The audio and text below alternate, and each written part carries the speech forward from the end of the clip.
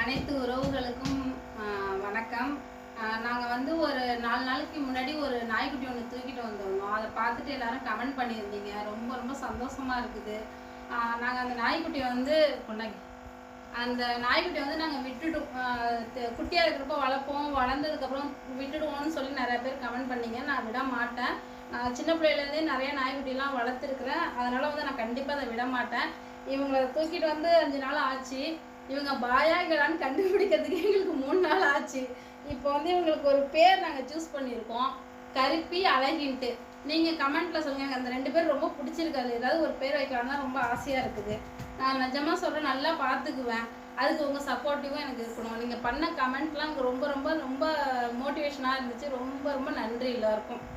அவ்வளோதான். வாங்க, நீங்கள் வாங்க.